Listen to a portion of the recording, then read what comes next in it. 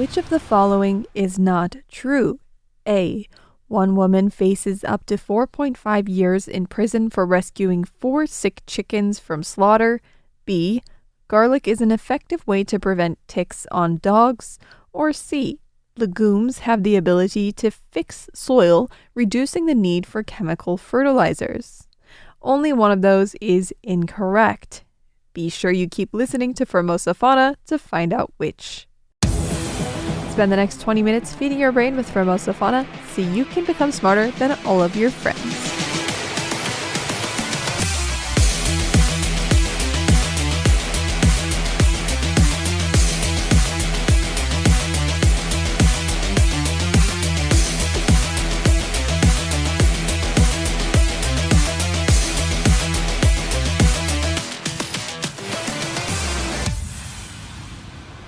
Every Friday is Formosa Fauna Friday. Hello, I'm Tristan. I love animals and I love talking about them.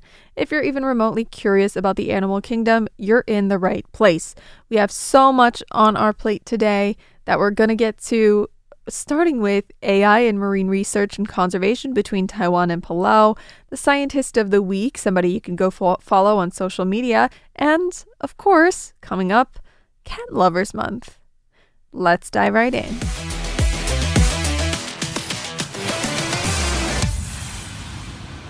AI can be used to create believable lives, to generate graphics that would take jobs away from artists and designers and more. But AI can also be a force for good. In this case, AI is being used by Taiwan Mobile to power a platform that supports marine research and conservation. Taiwan Mobile has launched its AI-powered ocean knowledge platform, AI Blue, in Palau, Taiwan's strong diplomatic ally of about 25 or 26 years. This also marks the tool's first deployment overseas. The project, introduced with support from Taiwan's Ocean Affairs Council, partners the company's Blue Trend team with the Palau International Coral Reef Center to run marine data collection activities through March 2026. Divers in Palau will upload underwater footage to the platform, which will be analyzed and provided to the Center for Species Mapping, Ecological Monitoring, and Research. The initiative aims to help build a comprehensive local marine life database. Participants can also enter to win a Garmin or Atmos dive watch. Taiwan Mobile said AI Blue, originally launched in 2021, is the first Taiwan-developed AI-driven ocean information platform to be applied outside the country. Using generative AI and large language models, the system can deliver species information within 10 seconds and reaches an accuracy rate of more than 80%. The platform currently draws on more than 21,000 marine species records uploaded by 9,500 scholars, along with over 1,700 species photos. It also integrates more than 100,000 environmental records and more than 700,000 related entries from government and research institutions. According to the company, AI Blue includes data on rare species such as the Japanese butterfly ray and pygmy seahorse and can identify more than 80 marine species commonly found in Taiwan. Blue Trend leader Chao Chen-shun said the platform is designed to support sustainable tourism, marine education, and scientific research. He said he hopes government agencies, diving operators, and research organizations will all adopt the tool to strengthen environmentally friendly and economically viable marine programs. The Taiwan Mobile president said overfishing has sharply reduced global marine populations and noted that the company provides cloud and database support to build a system capable of documenting ocean life and expanding species data. What are your thoughts? In this case, it could definitely be a force for good. Is that what you think? Let me know your thoughts by sending me an email at tristan@rti.org.tw. That is tristan@rti.org.tw.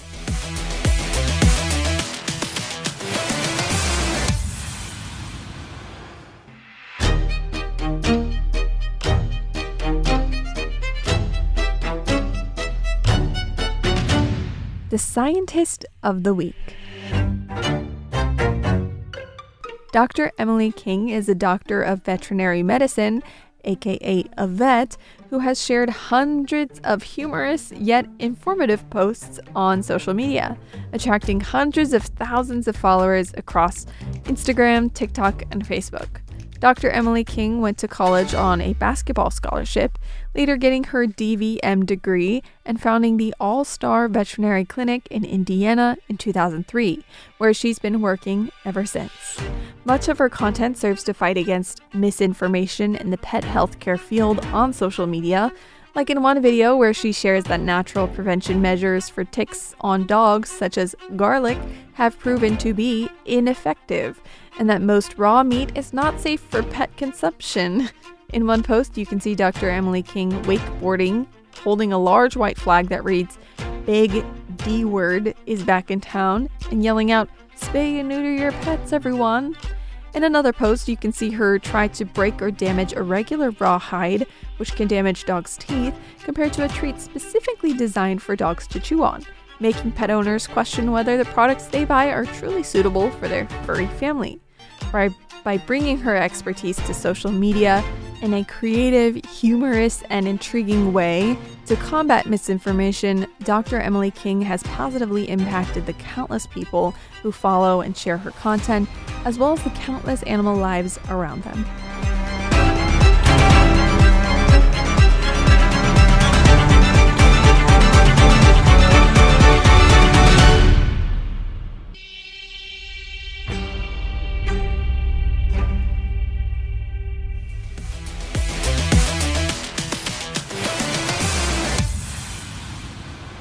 The Forestry and Nature Conservation Authorities in Chiayi in Taiwan recently announced promising progress in their habitat restoration efforts for the pheasant-tailed jacana at Jiucong Pond. In July, after the restoration project was completed, 2 male and 1 female jacana were introduced to the pond, and before long, they built a nest containing 4 eggs. Unfortunately, heavy rainfall in late July stopped the eggs from hatching. Despite this setback, officials say that the very fact that a nest was built shows Jiucong Pond could become a viable habitat for the birds. They plan to continue improving the area next year in hopes of attracting more of these birds. And they're encouraging the public to support the effort by purchasing water chestnuts. Very interesting.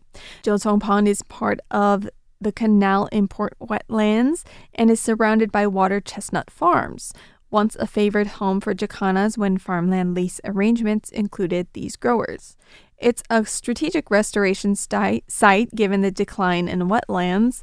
While Taiwan's pheasant-tailed jacana population recovered dramatically to over 3,000 by winter 2024, up from fewer than 50 birds in 1989, changes in agriculture and climate pressures have begun to threaten their habitats once more. To recreate a suitable environment, the Chiayi branch, along with conservation groups and volunteers, planted 20,000 marshwort and water chestnut plants around the pond. Other efforts are also underway. For instance, in Tainan's Beimen district, farmers are maintaining flooded shallot fields during fallow seasons, inadvertently creating wetlands that attract migratory birds. But there is a concern. As younger generations leave farming, farmland could be converted for uses like solar farms or poultry operations, further diminishing bird-friendly landscapes. In short, the first nesting attempt at Jiucong Pond didn't succeed in hatching, but it marks a hopeful beginning, according to these officials. If habitat restoration continues and supportive farming practices remain, they're optimistic that pheasant-tailed jacanas may reclaim more of Taiwan's wetlands once again.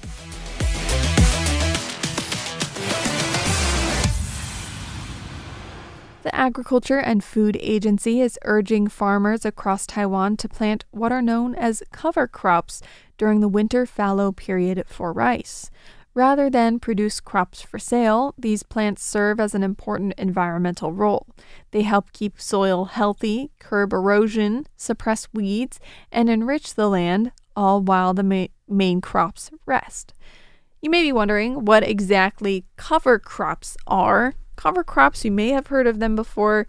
You don't probably bring them up in conversation all that often, but they're plants such as legumes, rapeseed, sunflowers, or buckwheat, basically species that don't compete with the next harvest, but actually prepare the soil for it.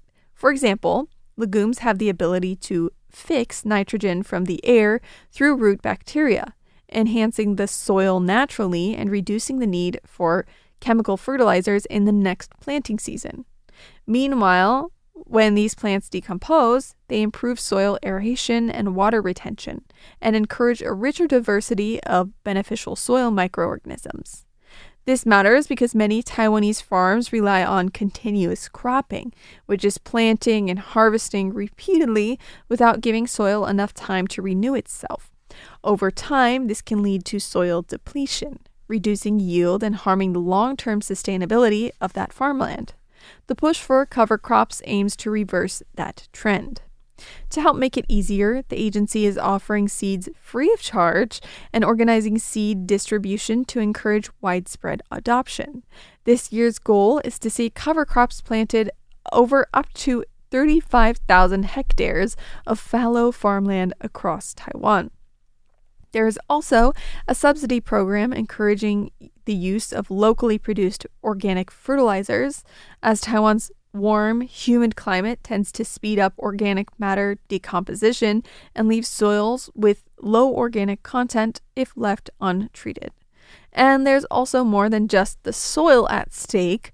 Beyond fertility, cover crop fields provide nectar and habitat for pollinators like the important bees and other beneficial insects during winter, helping biodiversity thrive even in the off-season. Of course, you want to keep those pollinators around all year round.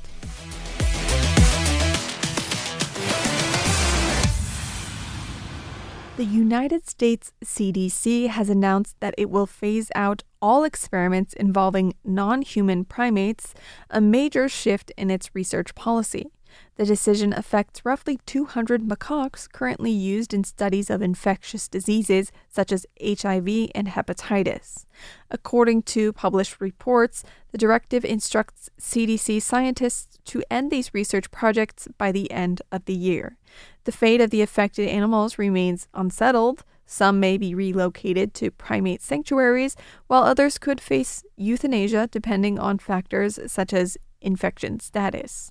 The move is being interpreted by many as historically significant because if implemented, it would mark the first time a U.S. federal agency has ended its internal non-human primate research program. At the same time, some researchers and members of the scientific community warn that eliminating primate models may pose challenges for ongoing and future studies into diseases for which alternative methods remain limited. Meanwhile, advocacy and animal welfare groups have welcomed the announcement. They say the decision reflects growing interest in a non-animal research method.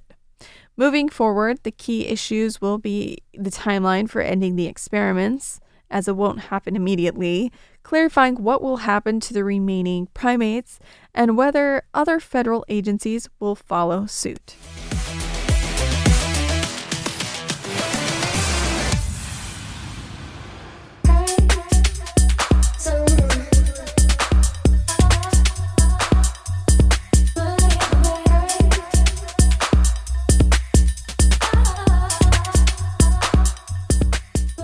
You may know Joaquin Phoenix as the Academy Award-winning actor in The Joker, while you may not be aware of his involvement in a recent legal and ethical clash over animal welfare in California.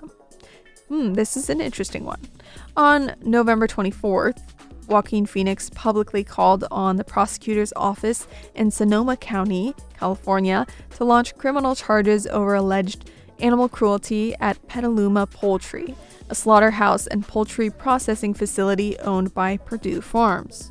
His statement came in support of Zoe Rosenberg, a 23-year-old animal welfare advocate with the group Direct Action Everywhere, which is shortened to DXE, who was recently convicted for removing 4 sick or injured chickens from Petaluma Poultry, an act she described as a rescue.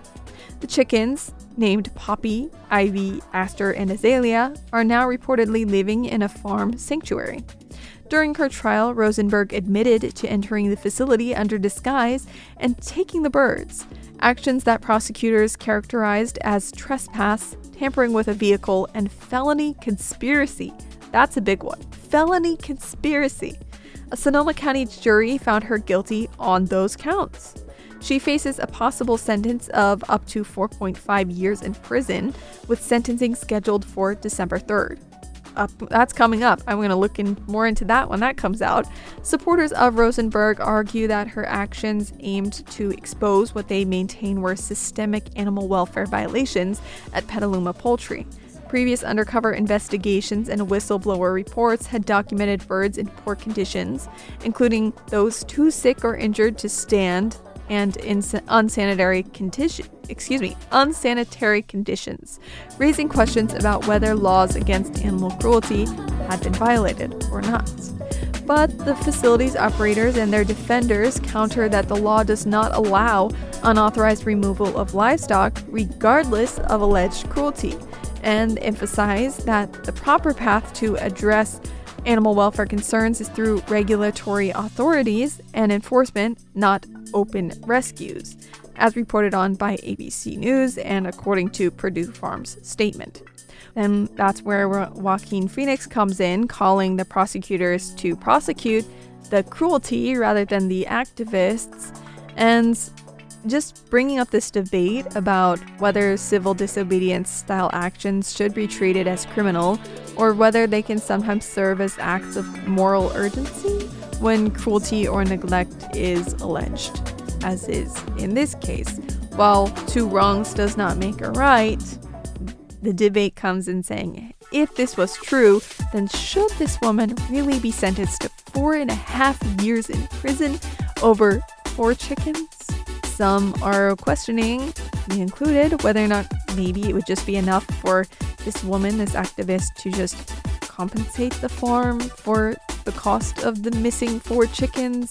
After all, there were no large-scale damages, and from the perspective of the farm, it's really just 4 chickens. But it has brought up so much debate over property laws and how, I guess, activists versus large corporations and who actually gets charged. There's so much to continue talking about, and we'll continue pursuing the story, and I'll update you next week. Let me know your thoughts by sending me an email at tristan@rti.org.tw. tristan@rti.org.tw.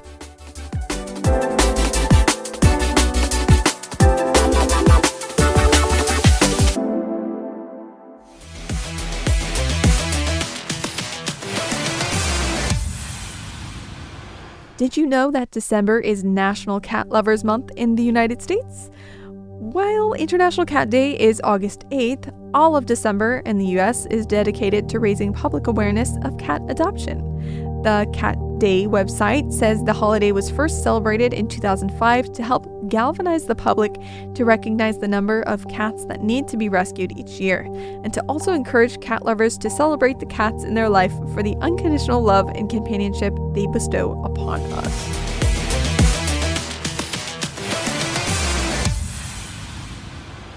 Making it to the end of an episode makes you a Formosa Fauna friend. Thank you for tuning in, friend. See you next time for Formosa Fauna Fridays here on Radio Taiwan International.